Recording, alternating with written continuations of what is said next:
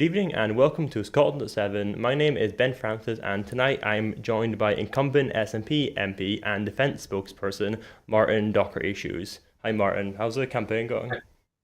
It's going well, Ben. Thanks very much. It's nice to see you all. So first we'll move on to our Ukraine update.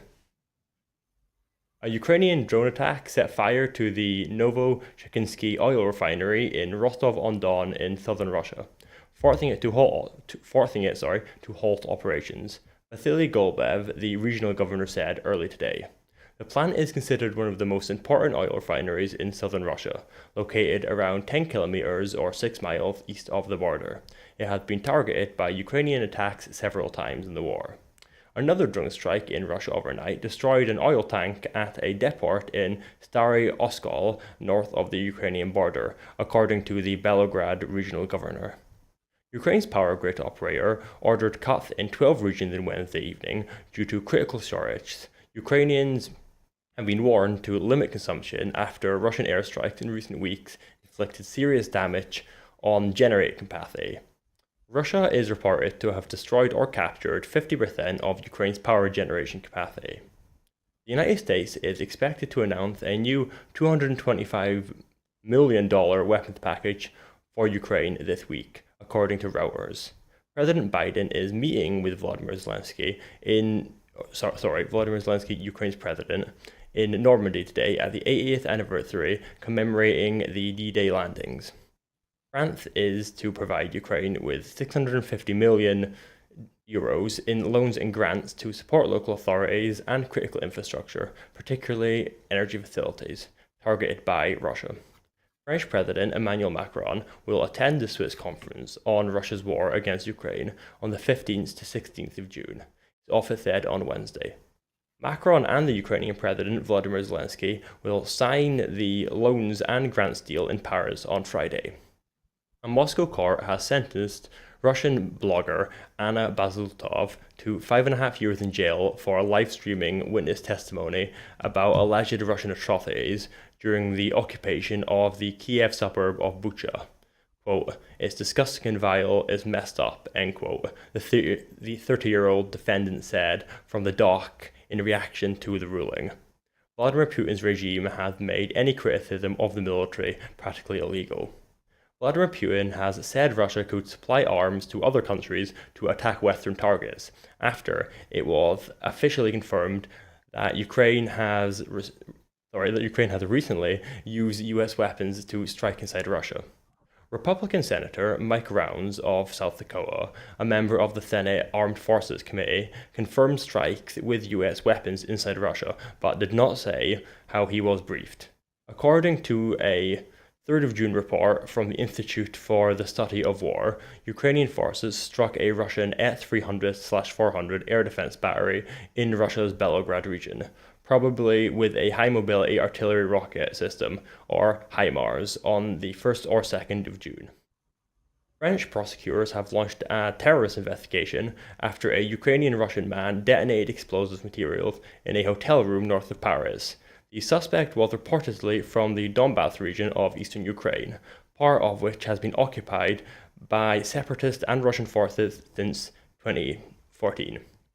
So, Martin, given just the amount of destruction that we've just heard in Ukraine, what is your party's plan to try and bring an end to the fighting? Well, from my own personal perspective, as our party's defence spokesperson for a number of years, even prior to the full, most Europeans call it the full-scale war, the initial invasion of Ukraine, we have been wholly supportive of Ukraine's right to national self-determination. We believe in its political geography should be returned to the pre-invasion space, and that the international community should be doing everything it can. And I have to say that Ukraine should require our full and ongoing support from across the whole of Europe and all of the democratic world. I think that is agreed, I would hope, across every political spectrum in these islands. So, looking at the time, I need to move on because we're 5 minutes in to the Israel-Gaza latest. At least 36,654 people have been killed and 83,309 wounded in Israel's war on Gaza since the 7th of October, according to the latest Gaza Health Authority statement. Israel has bombed a UN school sheltering thousands of displaced Palestinians in central Gaza in the early hours of Thursday morning, killing at least 33 people, including 23 women and children, according to hospital records and an eyewitness. Missiles hit the second and third floors of the Al-Sadiri school in Deir al-Balah, where the UN said about 6,000 people were living. UNRWA, the UN Agency for Palestinian Refugees, called for an investigation into the attacks, with scores also reported injured. CNN has reported that US-made munitions were used in the Israeli strike.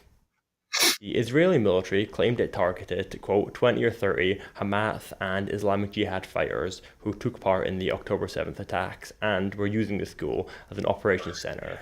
The military spokesperson, Lieutenant Colonel Peter Lerman, said he was not aware of any civilian casualties. Palestinian news agency Wafa reports that an Israeli military court has today extended the detention of its journalist Rasha Haraza for 5 days. She was detained on Sunday. The White House has issued a statement on behalf of a number of nations calling for Hamas to agree to a deal with a ceasefire and a release of hostages. Signatories include the United States, United Kingdom, Germany, France, and Spain. Spain will ask the UN's International Court of Justice for permission to join South Africa's case accusing Israel of genocide in Gaza. Foreign Minister Jose Manuel Alvarez said, quote, "We take the decision because of the ongoing military operation in Gaza. We want peace to return to Gaza and Middle East, and for that to happen, we must all support this court," end quote. Yemen's Houthi group says it has launched two joint military operations with the Iraqi Islamic Resistance against ships at Israel's Haifa port. Israel denied the attacks had taken place. Israel's military has reported that one soldier was killed in a drone attack in northern Israel today. So, Martin, similar to my last question, what is your party's sort of plan to try and bring about peace in Gaza and bring an end to the conflict there? Well, I don't think anybody's any in doubt about the SNP's position about how that should be taken forward when we brought forward our motion on the floor of the House of Commons some time ago, which was, forgive the analogy, just kiboshed by the British Labour Party with the acquiescence of the Speaker of the House of Commons. I mean, it takes at least some point of political courage to demand a ceasefire, an immediate ceasefire, and of course the release of the hostages. And the manipulation by the Speaker of the House of Commons and the British Labour Party tried to water that down and, put that aside. And we still find ourselves in a situation where the British political establishment is supporting the armament of or selling of arms to Israel. And we believe there may be intelligence being shared with the Israeli authorities. And we in the SNP stand resolutely against that in terms of the humanitarian catastrophe that is now raining upon innocent Palestinians who are no part of the treacherous organisation called Hamas. And it needs to stop, and it needs to stop now. And just lastly on Palestine, do you think that sporting events should be hosted with the Israeli national team in Scotland? Because a couple of days ago, or last week I think, there was a protest against the Israel and Scotland women's match that was playing in Hampden Park. Yeah, it's an interesting one because I remember when the Soviet Union invaded Afghanistan. I'm old enough to remember that. And the UK boycotted the then Olympics in Moscow, and I'm sure that sporting authorities and those participating in them may wish to think long and hard about participating in events in which a government is represented, which is causing profound hurt, death upon a large population, a very small area. So moving on to the general election campaign, Scottish Conservative leader Douglas Roth has decided to stand for Member of Parliament in Aberdeen North and Moray, replacing, against his will, former Conservative MP David Duggan as the candidate for the constituency. If elected, Douglas Roth will have free salaries as he is already a MSP and a paid football referee. The SNP candidate for the constituency has criticised Roth for the decision, arguing that the treatment of David Duckett by the Conservative Party will, quote, outrage many local families. Sticking with the Conservatives, the party has accepted a further donation of £150,000 from the businessman Frank Hester, who has been accused of making racist comments about Labour's Diane Abbott. Hester commented that Abbott, quote, should be shot, and despite Rishi Sunak calling the remarks, quote, wrong and racist in the House of Commons, he has refused to return the donation. Over the last year, Hester has donated £10 million to the Conservative Party. Additionally, news outlet Democracy for Sale has reported that the Conservative Party has also received £27,000 from Aquand Ltd, a company owned by a former Russian oil boss who is now a British citizen. So, Martin, just firstly on Douglas Ross, do you think him running in Aberdeenshire and Moray will help the Conservatives hold on to the seat because of his prominence?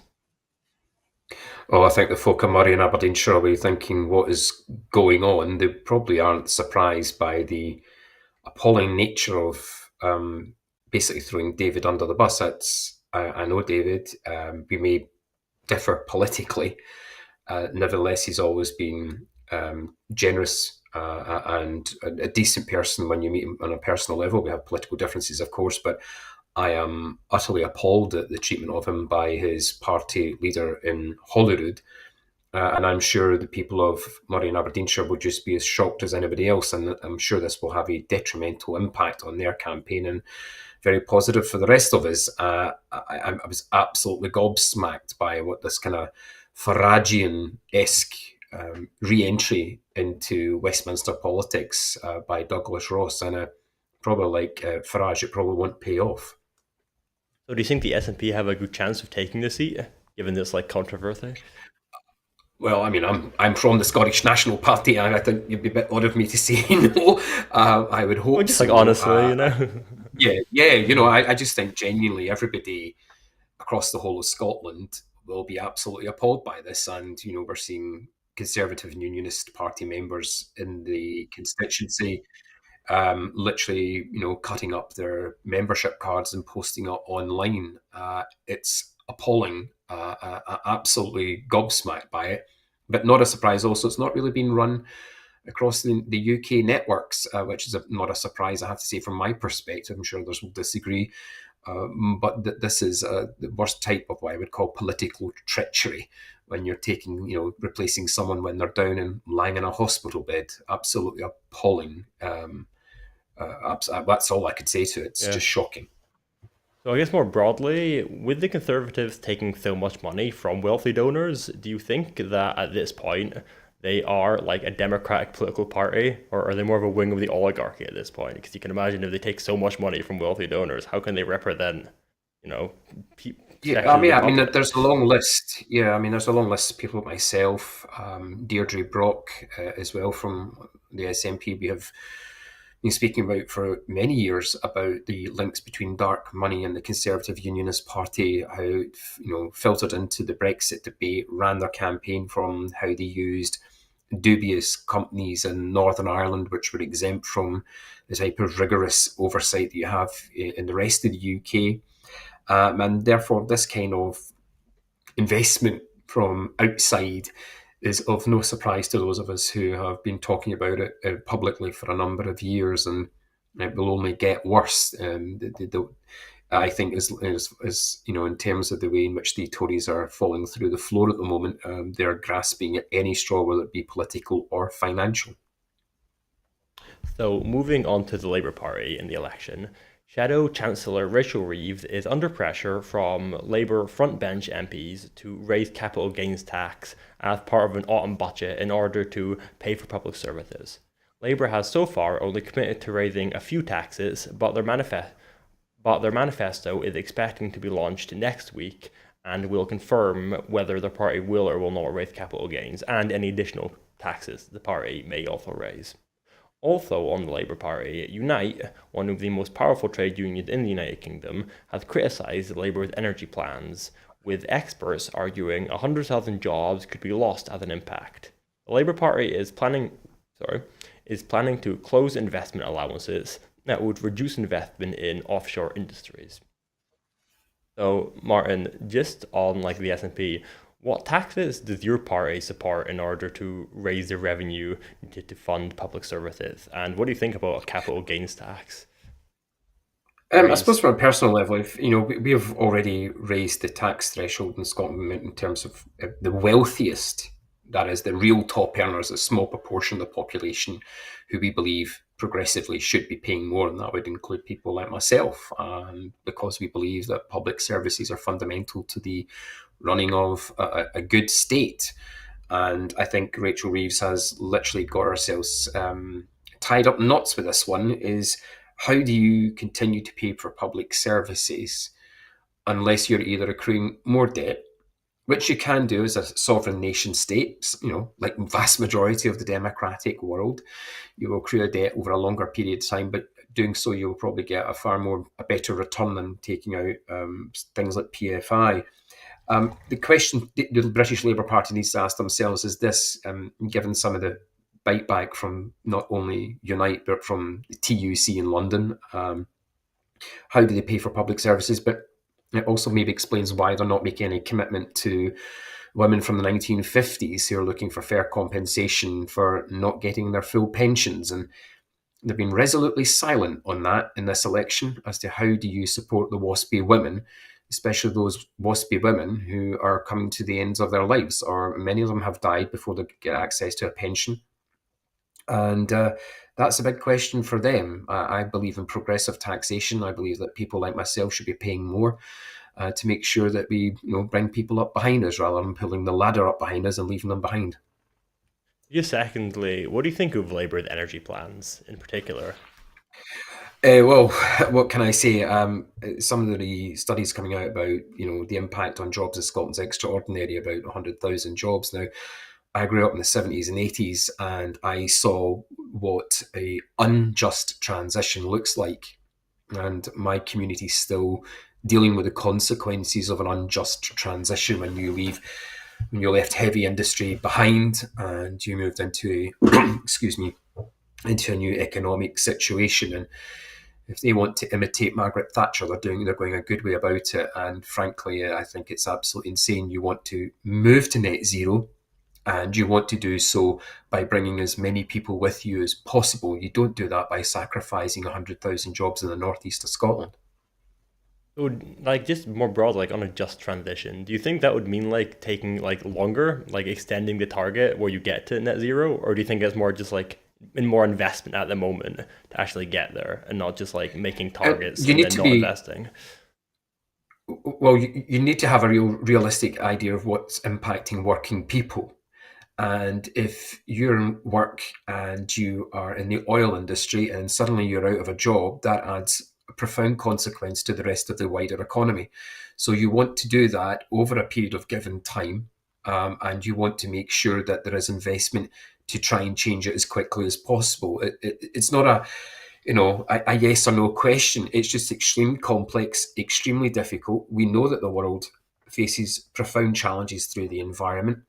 And the only way we're going to actually be able to get over the other side of that is we try and bring as many people with us as possible. And we don't do that by sacrificing working people the way Thatcherite policies did in the 1970s and 80s, which have had profound consequences for working people, not just here in Scotland or the UK, but I think other neoliberal policies, profound consequences for people all over the world, which were born through Margaret Thatcher and Ronald Reagan. I totally agree. So finally, finally, we'll move on to Scottish National Party for our election discussion. The Scottish National Party have called on the UK government to cut interest rates following the decision of the European Central Bank in cutting interest rates in Europe. This comes as new analysis by the S&P has shown 68,000 Scottish families are set to come off fixed-term mortgages between May and October this year. Commenting on the announcement, the SNP's campaign director said, quote, "The Tories trashed the economy and have sent the cost of living in the UK soaring, showing why it's vital to vote SNP to get rid of the Tory government and put Scotland's interests first. Quote, the fact is, Scottish families are paying too high a price for Westminster failure. The cost of mortgages, food and energy bills have gone through the roof and families need help now." End quote. Staying with the Scottish National Party, The party has also announced that voters should vote SNP to secure, quote, Scotland's future in Europe, end quote. Tommy Shepherd, the SNP candidate for Edinburgh East and Musselburgh, has said, quote, the EU elections should serve as a reminder that Scotland voted overwhelmingly to remain in the European Union, but is being forced to suffer cuts and damage as a result of Westminster's Brexit. So, Martin, what is the SNP's plan to get Scotland back into the European Union? And assuming, it's through independence, how are you going to manage to achieve that after the next election? Do you think the Labour government is maybe more willing than the Tories to allow a referendum? Or are you like willing to attempt like more of a wildcat referendum like they had in Catalonia? What do you think the path Well, is?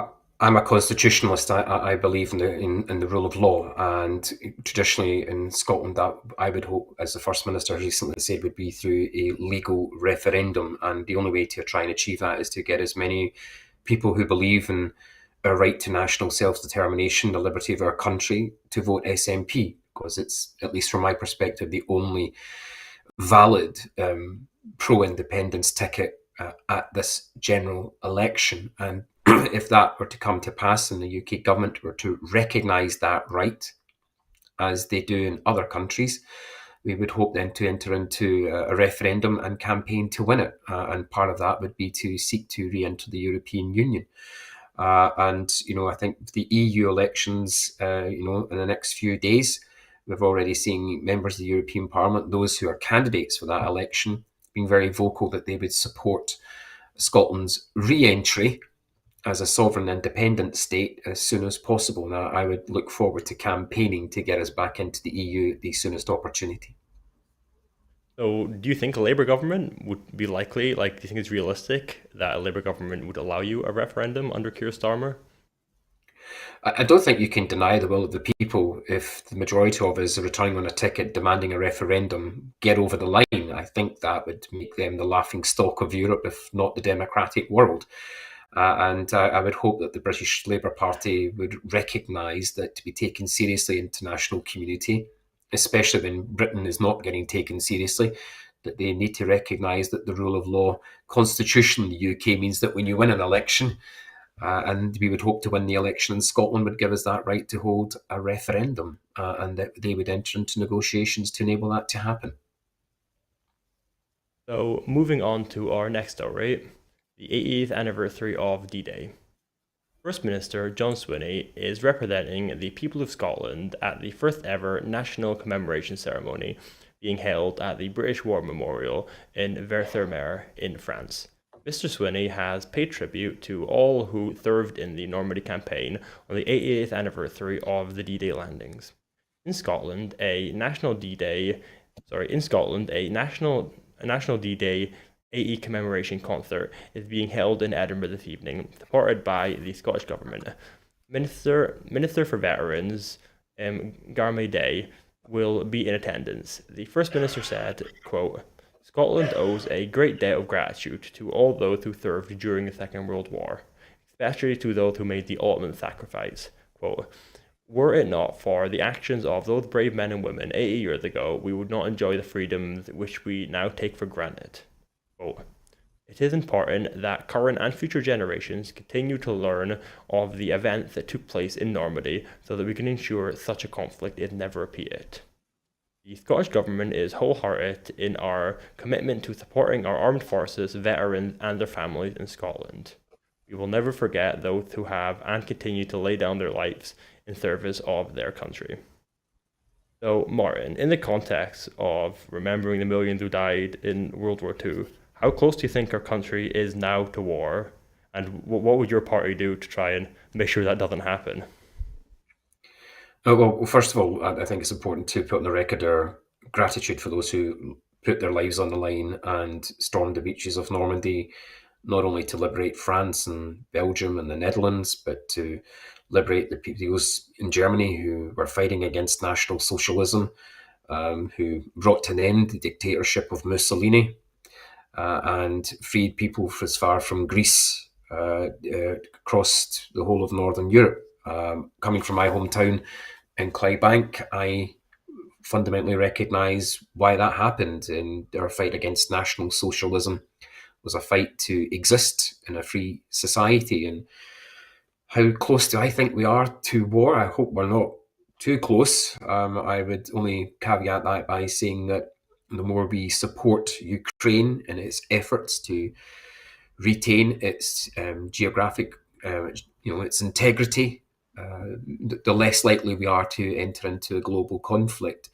And I think that's maybe one of the lessons from the 1920s, that the more you support a country to rebuild, to regain its integrity, that you don't end up in the situation that we ended up in 1939, and why so many from across these islands had to sacrifice their lives for freedom and for liberty. And none of us want to go there again. Well, I get that could, given the recent policies of the Conservatives saying that they'll introduce or they may introduce conscription for 18-year-olds, and that in a general context of ratcheting up a lot of tension towards the Russia. Do you think there could be a possibility there of tensions rising to a point where there could be armed conflict in Europe, maybe in the next in the maybe not immediately, but maybe in the next 5 to 10 years? Do you think that's a possible concern? Well, I would need to say there is armed conflict in Europe. It's called Ukraine, and Ukraine is a deeply proud European nation. It is a state that has tried to rebuild itself after it regained its liberty from its illegal invasion by the Soviet Union during the Second World, after the Russian Revolution. And what we can do to support them is enable them to battle on. And I am no warmonger, I have to say. I'm an old-fashioned Northern European social democrat. But the only way to deal with a bully is to stand up to them, and that's not just in the playground, that's outside the schoolyard. And that is fundamental, not only for Ukraine, but for the rest of us. As to the Tories and national service, well, I think we can just forget what the Tories think, because they're going to be out of power, out of office in a couple of weeks, and I think that policy will be, quite frankly, put in the bin where it deserves to be. If anything, what we should be doing should be investing in our armed forces, making sure they're paid properly, that they can live in accommodation if they live in service accommodation, which isn't riddled with damp. And that they don't need to, if they don't want to use charities to get public services. That's how ridiculous investment is in the front line of the armed forces in the UK at the moment. And I would just urge anyone who thinks otherwise to go and look at so many National Audit Office reports, and also to go and look at so many of the reports from the previous Parliament, the Defence Select Committee, which I actually sat on. The greatest challenge is to how you fill the black hole in the rest of the MOD budget while it's also been eaten up by a replacement of the nuclear deterrent. So, I often believe, and I'll be very clear, that defence is bedrock, is people. It's not nuclear weapons floating in the North Atlantic. So moving on to our next story, research says two-child benefit cap is key driver of child poverty in the United Kingdom.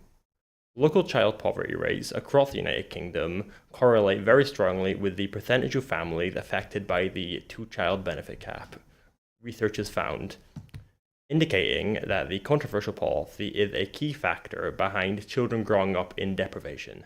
The study carried out by Loughborough University for the End Child Poverty Coalition will heap pressure on Labour over the party's refusal to abolish the cap, which limits universal credit and child tax credit to a family's first two children. The limit can cost families more than £3,000 a year for each additional child, with earlier research showing scrapping the policy would take 300,000 children out of poverty around the country. The new study was based on existing government statistics from children living in low-income families, defined as those with incomes below 60% of the local median income, but adjusted these for housing costs to avoid underestimating poverty rates in places such as London. It found that in 2/3 of UK parliamentary constituencies, at least a quarter of children are growing up in poverty, with the figure rising to 90% of constituencies in North East and North West England and Wales. The coalition, which groups together more than 80 charities, faith groups, and unions, said local statistics were useful given the extremely high variation in poverty levels in some places. The research compared local child poverty levels with the statistics for the proportion of families affected by the two-child cap, finding a very strong correlation between the two and, quote, providing further evidence that the policy is a key driver of child poverty, end quote. The study cited earlier research indicating that removing the cap at a cost of 1.8 billion annually would take 300,000 children out of poverty and reduce its impact on a further 800,000 children. While Keir Starmer and a number of his frontbenchers have previously condemned the cap, the Labour leader has said the party does not yet plan to remove it, citing fiscal pressures. In Scotland, the Scottish Government has awarded almost £430 million to families through the Scottish Child Payment, supporting more than 329,000 children as of 31st of May 2024. Cabinet Secretary for Social Justice Shirley Ann Somerville has said, quote, our investment in the game-changing Scottish Child Payment and other benefits is unparalleled in the United Kingdom. It delivers a lifeline from the Westminster austerity agenda and continued cruel policies, such as the two-child cap. So, Martin, what do you think about Labour refusing to remove the two-child cap despite this new information coming out? I hope you can still hear me. I You're buzzing, think it's but yeah. yeah, I can still buffering hear hearing me you, it's here. fine, yeah. Yeah, it's just grim. Supposedly a party that calls itself a party of the left that believes that they're not going to change the rape clause. It's just beggars belief, I have to say, and I think it maybe shows that their priorities are wrong. In that, what are they seeking to grow the economy for?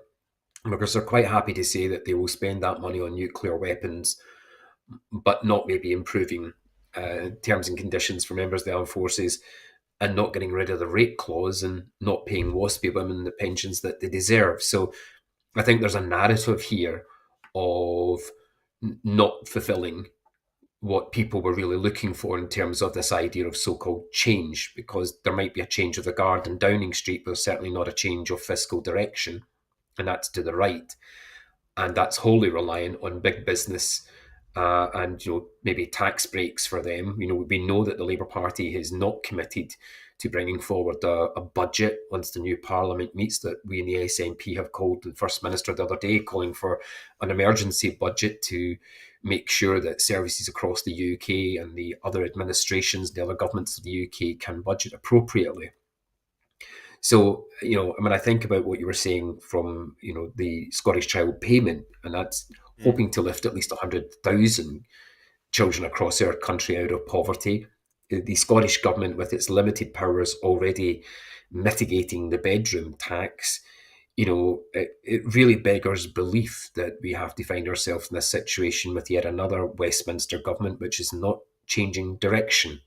And especially if it calls itself a party of the left. I think if you're on the left and you're looking at the Labour Party today, you're wondering what is the bedrock of their political philosophy? And it sounds certainly more Thatcherite than it does socialist, at least from my perspective. So, just I guess broadly on that, do you think a Labour government would be substantially different from a Conservative government? Because it looks likely we're going to get one. If most of my adult life has been the Conservatives, I think it would be easy for me, as someone who believes that this is a disaster, to say no. I mean, there's so many of the pledges that Sir Keir Starmer, the leader of the British Labour Party, made to become party leader, that he has thrown in the bin. And one of those was, for example, taxing the top percentage of earners, that we have done here in Scotland. Things like abolishing the House of Lords in its first term of government. The very basics. Even offering Labour MPs to go to the Lords and give him his pals and his cronies safe Labour seats. So this just seems a change of the guard at Westminster, and hopefully the sooner Scotland's out of it, the better. And the only way, or at least from my perspective, from the SNP, is to elect as many SNP MPs as possible, get us to win that election, and let's negotiate a referendum. So I guess just to focus on the SNP before I move on, what sort of tax policies are you running on? Because it is a Westminster election, so in terms of Westminster, are you pushing for A wealth tax, for example, Well, or well, we've been very clear that we're taxing the wealthiest more than anywhere else in the UK, and to try and help us pay for public services. We're the only part of the UK where there's not been strikes, mass strikes across the public sector in terms of closures of hospitals and doctors and railways. And we believe in progressive taxation, and we think that whilst we're in the union, this specific one, that we should be getting progressive taxation to work for everyone, and we'll campaign for that in Westminster as long as we are part of the British state. well, yeah, just talking about your record for a moment, I guess you're right. There haven't been strikes in the NHS, but in the education, in college, particularly in universities, there have been strikes in Scotland under the SNP due to budget cuts and cuts in pay. So, how do you think you can sort of like comfort voters who are not sure of the vote SNP in the next election? Given that consideration. Well, there's certainly robust negotiations going on, and that should be welcome. The STUC and the education unions have every right to have a robust discussion, debate, and also the right to strike with the Scottish Government. I am. And yes, they are across the whole of the UK, not just in Scotland. And one of the problems that we face as a government in Scotland, that we're handing money over hand over fist and only getting a bit of it back. And so it is a profound challenge to meet those public sector pay deals. And we hope that our negotiations are far more open, far more transparent, and done in a collegiate way, unlike they are done both in not only England but in Wales, where you'll find the Labour Party in control. So, I hope there's some way and some progress to be made there, specifically in education, when it comes to the strikes that are happening. But that is across the whole of the UK, not just in Scotland. So, looking at the time, we'll move on to our next story. UK's minimum income visa requirement facing challenge in High Court. One of Rishi Sunak's measures for cutting net migration is being challenged in the High Court on the grounds that it is separating children from their parents and discriminates against women and minorities. The Home Office has raised the minimum income requirement (MIR) so that anyone applying for a visa to bring a loved one from overseas must earn £29,000 a year, which will increase to £38,700 the next year. An application for judicial review has been filed this week by the pressure group Reunite Families UK, RFUK, saying that the measure is contrary to the UN Convention on the Rights of the Child. The claim will question whether there was a sound legal basis for the increase and whether the decision was taken in line with official Whitehall advice. Introduced by the Home Secretary James Cleverly, RFUK claims that new MIR breached the Equalities Act because it will have a disproportionately diverse effect on women, members of ethnic minority groups, and young people. This development comes after Sunak and Keir Starmer clashed over the net migration levels in Tuesday's ITV debate. Both parties are promising to enact even tougher measures to cut legal migration. The MIR increase was introduced in April and has been blamed for splitting couples of different nationalities and forcing families to separate, with most of the UK's population earning too little to live in the UK with a foreign spouse. Court documents will state that it breached the Secretary of State's legal obligations, which enact Article 3 of the United Nations Convention on the Rights of the Child. The planned increase to the MIR will result in many children being separated from a parent living abroad because the UK sponsor is no longer able to show the requisite level of income or savings, lawyers will argue. A family visa is required for a UK citizen or settled resident wanting to bring a foreign partner or spouse and potentially children to live in the United Kingdom together. Until April 2024, the minimum income was set at £18,600. Currently, it is £29,000, with a plan reported earlier this year to raise it to £34,500 and then £38,700 by 2025. Labour has indicated that it largely supports the changes. So, Martin, do you think that these minimum income sort of standards are too high for migrants? Oh, it's just grim. Since Brexit, the economy has been in free fall for a range of reasons, and one of them is immigration. I mean, Scotland needs migrants. I'm the grandchild of two migrants from specifically from Ireland. If you think of the foundations of the NHS across these islands, specifically in England, actually, a lot of the NHS was built on the backs of people from Jamaica, people from the Dominican Republic, migrants into specifically England at that point who helped build the National Health Service there. I find this when we have a crisis in health and social care to try and meet needs. When it's difficult to find, for example, psychologists, clinical psychologists to assist people with mental health during a mental health crisis, one of the biggest reasons is we can't get enough people to come because they're not allowed to bring their spouses, especially in health and social care, where most likely you won't meet that minimum requirement. That's just insane. And what can you say to that? It's just economic illiteracy and stupidity based on fears, at least from my perspective, stoked by the far right, led by Nigel Farage and his cronies and his pro-Brexit, pro anti everything party, and some of the narrative that they've peddled over, the last 15 or 20 years. So looking at the time, I'll move on to the next story. European Central Bank cuts main interest rate by 0.25 points. The European Central Bank has eased the pressure on borrowers across the Eurozone after cutting its main interest rate for the first time in almost 5 years. Pointing to a sustained fall in inflation, the ECB said its deposit rate would be cut to 3.75% from a record high of 4%, putting it ahead of the US Federal Reserve and the Bank of England in the UK, which have yet to cut interest rates. Financial markets have been anticipating the first Eurozone cut since September 2019, which will also affect the European Central Bank's main refinancing operation rate, which fell from 4.5% to 4.25%. City analysts had forecast the cut in borrowing costs at the European Central Bank's June meeting after signals that the central bank was ready to offer more support to Eurozone economies after a period of economic stagnation following the Russian invasion of Ukraine. In a statement, the ECB said, quote, "Keeping interest rates high for 9 months has helped push down inflation. It is now appropriate to moderate the degree of monetary policy restriction." End quote.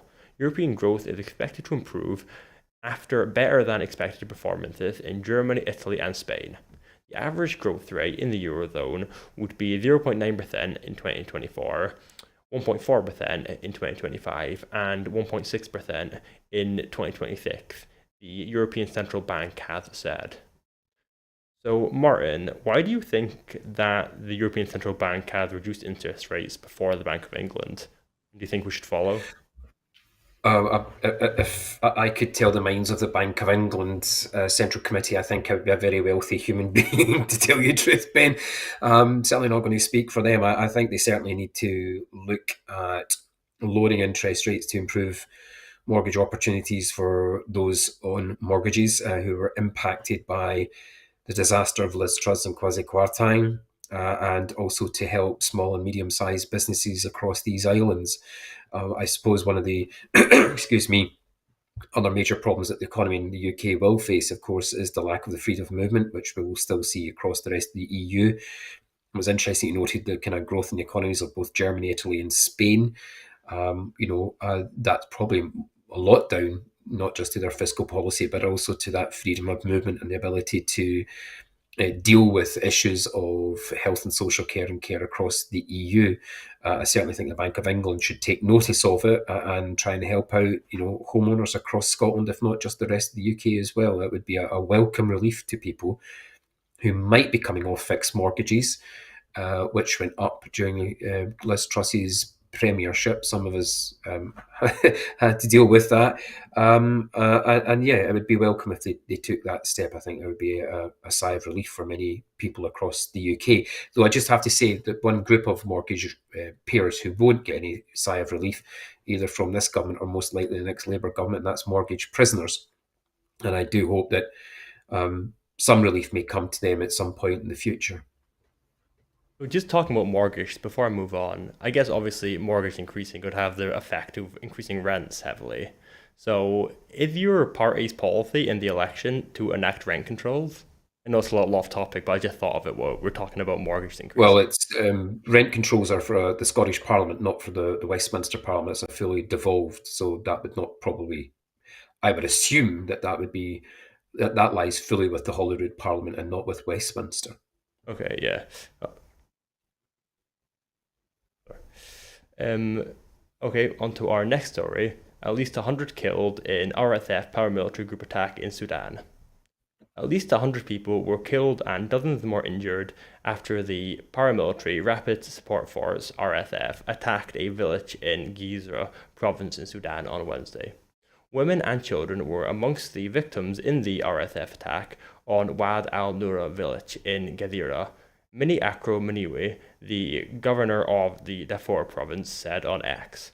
Late on Wednesday, the Madini Resistance Committee, a grassroots group set up to protect people in Wad Madini, the capital city of Gazira, said on social media that the RSF paramilitary force, which has been fighting the Sudanese army for over a year, used heavy artillery to attack the village.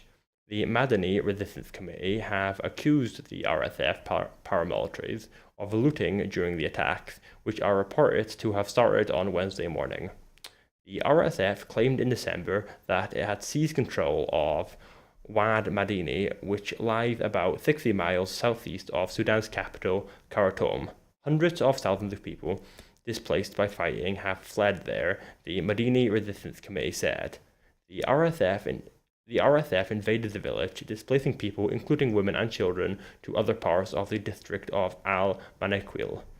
In a statement on its Telegram channel, the Sudanese transitional government condemned the attacks and called for the international community to hold the RSF accountable.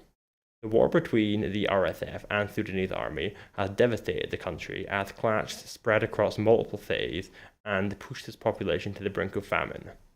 More than 14,000 people have been killed and thousands have been wounded. Hundreds of thousands have been displaced. So, Martin, on Sudan, how do you think the United Kingdom should be assisting the country, or what policy should we be enacting, or what diplomacy should we be engaging in to try and bring about peace in that conflict?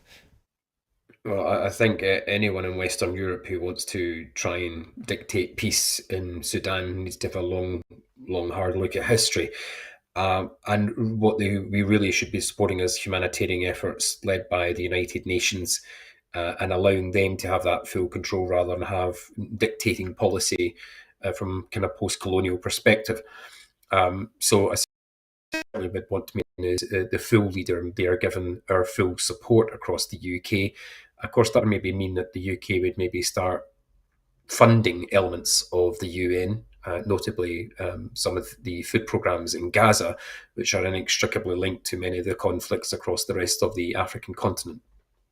Okay. Well, sorry. Yeah, that's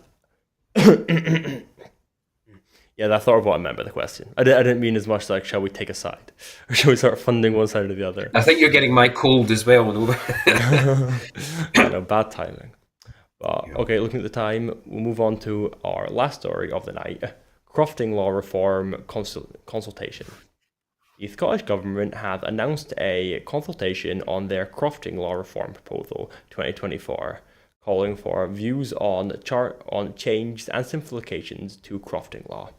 Crofting is a uniquely Scottish system of land tenure which supports communities and land use across the Highlands and Islands. The first crofting legislation in 1886 was radical for its time and established the rights of crofters over the land that their family had occupied for many centuries. Crofting has a special place in the cultural heritage of Scotland, but we want it to play its part in the future too. The Scottish Government says it is determined to ensure that crofting legislation enables and supports the sustainability of crofting, of crofters, and crofting communities, and allows crofting to modernise, innovate, diversify, and adapt to meet today's and tomorrow's climate and environmental challenges. The consultation sets out a range of proposals for crofting reform, which the Scottish Government say will help achieve this. The consultation seeks your views and proposals on the following issues: entry to crofting, crofting communities, use of common grazing, strengthening residency and land use, enhancing crofting commission powers, simplifying crofting, and simplifying crofting, sorry, there's no space. The Scottish Government are inviting responses to this consultation by no later than Monday, the 2nd of September, 2024. So, Martin, what do you think of the consultation and the reforms proposed by the Scottish Government? Well, consultations are always good. I mean, that's one of the foundation of the Scottish Parliament is people actually being consulted on proposed legislation. That's an essential element since Parliament was reconvened. There's not many crofters where I live. That said, the original theory behind crofting also, I think, kind of seeps into the history of common land in urban and suburban urban areas. I mean, I think of places like Dumbarton Common, about grazing lands. Who has access to that? Who owns it today? I think these are still big questions that we should be asking ourselves, not just in rural areas, but suburban and indeed urban areas, to reassert common ownership over common land that was historically handed down to boroughs and to communities. So, I would just, if you're in a crofting community, take part, make sure you're participating in this, make sure that you're lobbying your MSPs through the crofting organisations and individually. Make sure your voice is heard. And also, is it an opportunity for us to extend principles of crofting to say hutters? Not very far away from the Carbeth hutters where I'm just now. I don't know how they would feel about that, but the whole principle of that use of kind of rural or close to suburban rural land to escape the cities. So yeah, I would just encourage you to get involved as much as possible. So, just finally, before we end, I will just read out the constituencies which I've mentioned in this episode and the candidates standing in the constituencies that have been mentioned. So, in Aberdeenshire North and Moray East, where Douglas Roth is now standing, the Labour candidate is Andrew Brown, the Liberal Democrats are running Ian Bailey, and the SNP are running Seamus Logan. And then also for, Edinburgh East and Musselburgh, Labour are running Chris Murray, the Liberal Democrats are running Charles Dundas, the Scottish Greens are running Amanda Grimm, and the SNP are running Tommy Shepherd. Wait, no, and I missed out. Reform UK are running Derek Winton. So with that out of the way, that's all I've got time for this evening. But before I go, I just want to remind you that at Broadcasting Scotland, we depend on the generosity of our supporters. Our programmes will always be free to view. However, if you can afford £5 a month, please consider becoming a Broadcasting Scotland supporter. To everyone who has donated and to everyone who has signed up to make a regular monthly payment, thank you very much. Our focus must now move to securing the future of independent broadcasting for Scotland by growing our subscriber base and regular funding. So thank you again to our guest Martin. Thanks, Martin. Goodbye. Goodbye, and thanks for watching.